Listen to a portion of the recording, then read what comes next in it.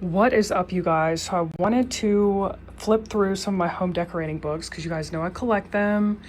So I wanted to go through them and give my opinions on them and share some things that I've gotten recently and just talk about design.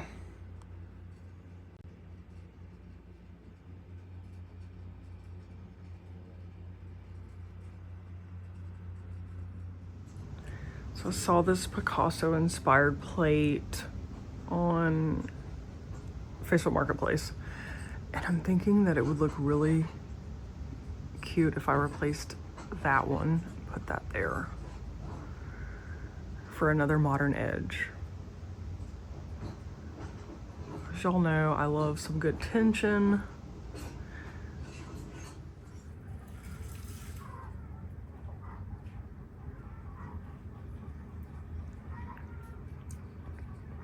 But yeah, I think that would be fun to change that out to an abstract style plate. The one that I'm looking at is hand painted. It's just not by actual Picasso, so it's like some other artist.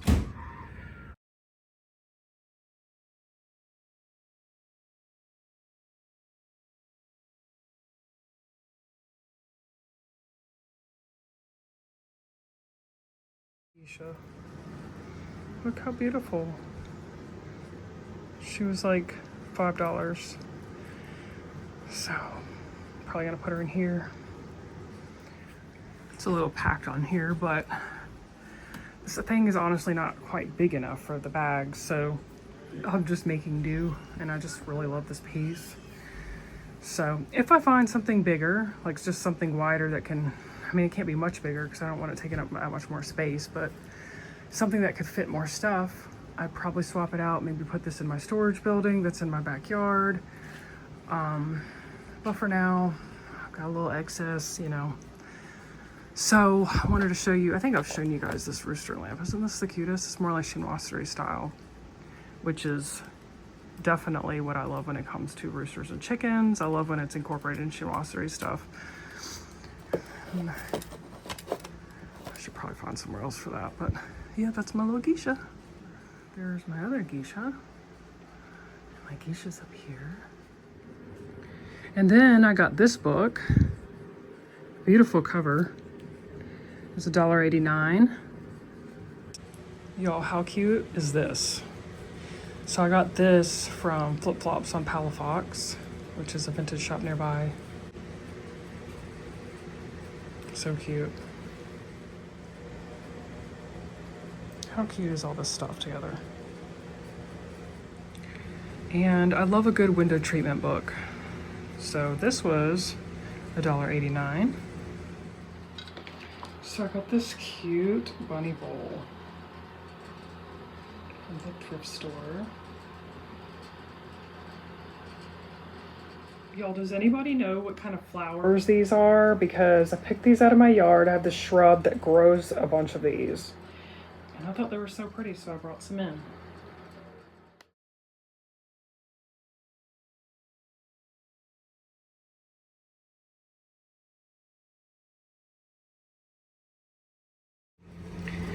Yeah, and I need to get some GIMP to finish my little upholstery job here that I've done here, which it looks great in this chintz.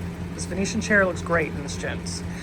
But I need to get some trim to finish it. It's the trim that goes in front, that goes on top of the staple work to make it complete. So I don't know if I want to do cream or if I want to do pink. So I gotta think on that, and at some point I'll finish that. So I really like this GIMP trim that I have here on this settee here in my living room, but I cannot remember where I got it, so I don't think I want to do the exact same GIMP though, but I want something pretty. And then I got this little candy shaped tea light candle holder situation. How cute is this?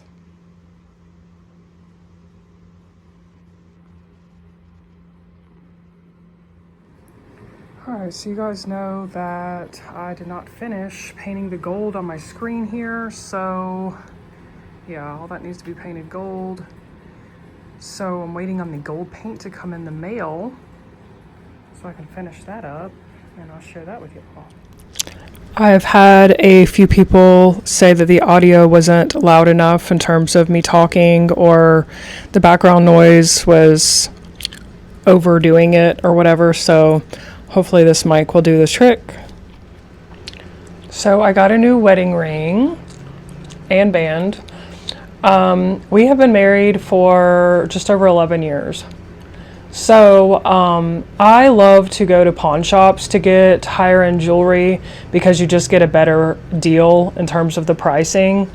Like we paid $1,000 for this set, and easily all day long somewhere else, like at an actual jeweler, retail would have been like several $1,000s, $4,000 or $5,000. But I love going to pawn shops because they authenticate like the amount of carats and the diamonds. They authenticate the type of metal. So that's what I love about pawn shops is you're getting what you're supposed to be getting, and they just offer better prices because it's secondhand.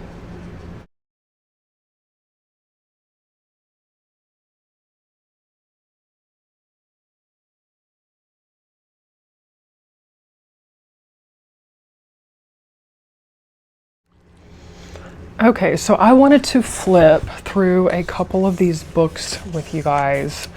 Okay, so this one is Summer Thornton, Wonderland.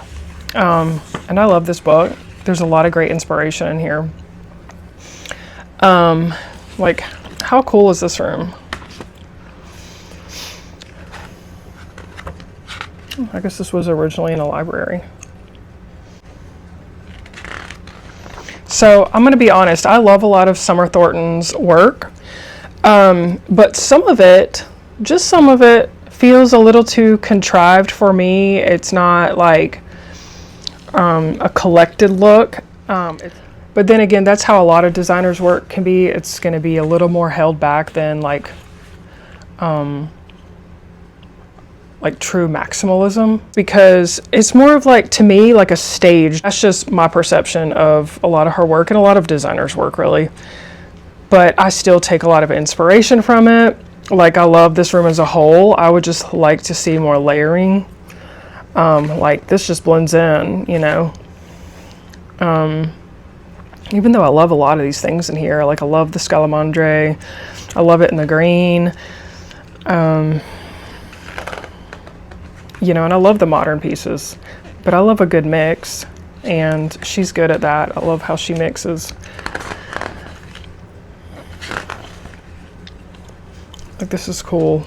See, love the mix between the old and the new, more contemporary, antique.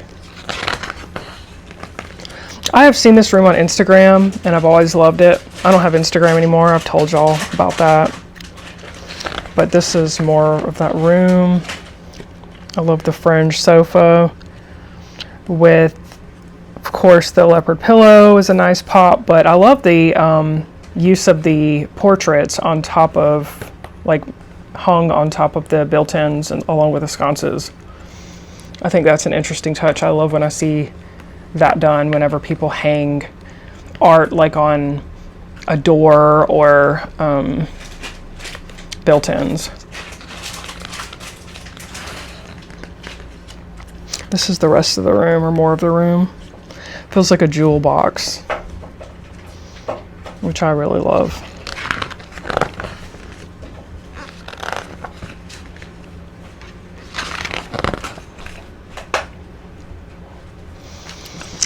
I love this like pagoda style cabinet here.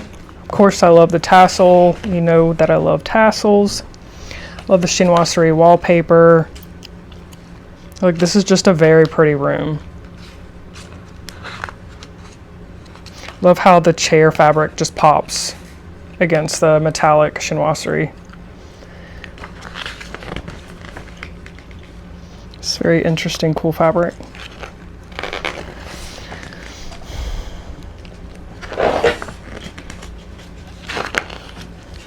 I like how she puts these big quotes that are kind of tongue-in-cheek.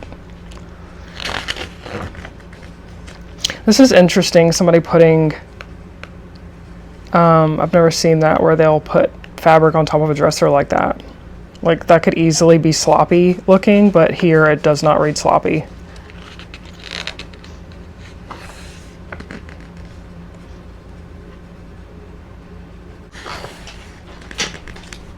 These floors are really pretty. Look at the fireplace in the bathroom. See, I love this tension here. I love this room. With this piece, with this. This is a fun little space.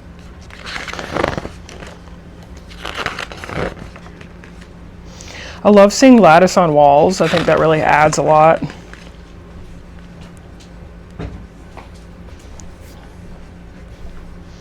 It's very rarely done. Of course, another Scalamandre touch. This mirror. Like, I love this monochromatic space here with all the blue, but like, I don't care for this end table. Like, to me, this looks like a new big box store stuff, like new big box store choice. It would be nice to see like a stately antique here.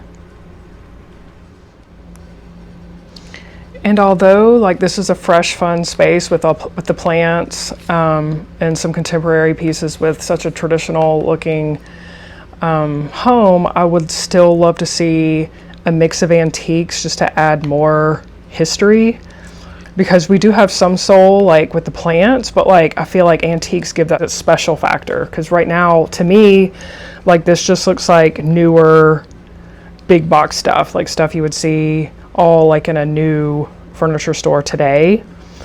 And to me, like if you told me she got all this from all the same furniture retailer, I would believe you, even though she probably didn't, but that's just how it feels. I just feel like the space would be more interesting if there was some like stately antiques like just sprinkled in here.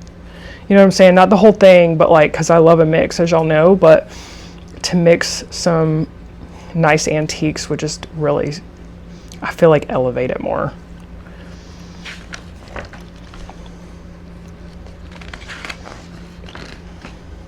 Like, I love this blue wallpaper. It's pretty. And this space is beautiful, but it almost just has like a staged look instead of like somebody that actually lives here who's like, I love the collected over time look. That's why I'm not going to love everything. Like, it's not like Bunny Williams where it looks collected over time, or I don't know, Sister Parish, or even Mario Buada. It's like those homes have like still a collected over time kind of feeling. They really do that really well. And although the space is beautiful, I just prefer that collected over time look. And to me, this feels really contrived. Like, it feels like these chairs came all from like a newer, and same with this. Like, she probably sources a lot of really good antiques or vintage for a lot of her work, but this space just feels like that. Like, that's how it looks to me. Like, it looks like these are reproduction pieces. They're not, they don't look like they're true historical pieces or just like pieces with some kind of older history. They look like they could have been made like recently. So, and they could very well be antiques and vintage, but it just doesn't feel that way. Like, the way that it's put together, it doesn't feel that way, or it's like almost too, the pieces in terms of if they were redone, it's like too perfect. They're kind of giving generic versions of actual stately antiques, like almost like dumbed down versions, you know what I'm saying? Or it just has that contrived look. And that's generally not my favorite in terms of interiors, although I can still take from this. There's a lot that I still like, but this just reads contrived, like this stuff here. And there's nothing wrong with using reproduction pieces. I just don't want it to feel that way. In this space, it feels that way. So there is nothing wrong with using reproduction pieces. I just don't want it to seem or feel that way in terms of like the room as a whole. And I mean, because you got to think about it. They were making, like, say, an 18th century French piece, like an original neoclassic piece. They were continuing to make those same furniture lines well into the 20s, 1920s and 1930s, 1940s, like all these years later. So like you could have a piece from 1920s that's absolutely a reproduction from something that was originally created in the late 18th century. That's just how classic pieces are. They continued to make them all throughout, you know, hundreds of years. So it's not that I don't like reproduction pieces, because that it's like for you to have or an original is more unlikely. I just don't want it to feel that way. I just don't want my pieces to read that way. Contrived look, so I hope that makes sense. And I also love it like when it's not perfect too, so that could be some of it, is when it looks like it has history, some patina on it, maybe the stuffing isn't perfect. Those things I like that lived in. I like antiques that look like they have soul to them. So again, like even if it's a reproduction piece from like a while ago, it still is probably gonna look like it has some history to it. Okay, so the next book is this one. It is about decorating the remarkable rooms of Richard Keith Langham. I love his attention to detail when it comes to window treatments. Like, look at that. Look how pretty that is up there. Like, look at these two pages. I love his use in fabrics. It just feels so luxe. I just think this is so beautiful. Remember I told you guys I wanted to do like circus tent, like paint technique in my kitchen where it's black and white stripes and then it like comes down like a tent, like in a circus. So this is not quite that, but it still kind of gives that because the ceiling is it's actually fabric. But I love this look. But yeah, I want to do black and white stripes and just go all the way down with paint. So it'd be a paint technique. But look how pretty this all is.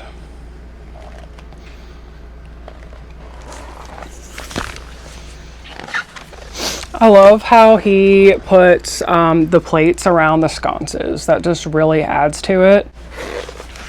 Like, I love this. Look at the chair. Look at that canopy. The wallpaper, like the room as a whole, it's maximalist and it's done so well.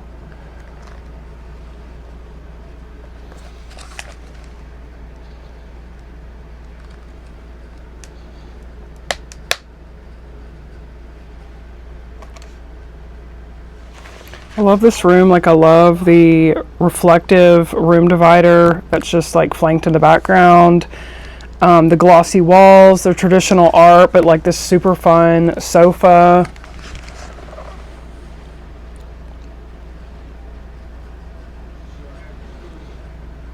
I don't really care for the end table. I mean, the coffee table situation where it's like two little tables. It's not that I don't like two little tables. I just don't like those. But the room as a whole, I really do love. Like this image, I really like the monochromatic stripes. It adds just enough to make your furniture pop, but yet it's not so busy that it, like, you have to restrain yourself from how much stuff you put in the room. And this is a classic, comfortable, beautiful room. And I love the monochromatic stripes. Like I was saying, like it's just enough to elevate the pieces, like make the pieces pop more, but like you don't have to practice any restraint really because it's hardly any contrast, you know, it's like hardly any pattern. It's just enough to make your pieces pop by having that little bit of contrast, you know what I'm saying? I love his use of fringe too. I love this room, but like I don't typically like a matching set like this, but in this room it works, especially because the lattice brings so much else that it like gets away with it. But yet I feel like I would probably still want to switch out something just for some even more interest. But it still looks great the way it is. Love all this. All right, thank y'all for watching, and I'll see y'all in my next video.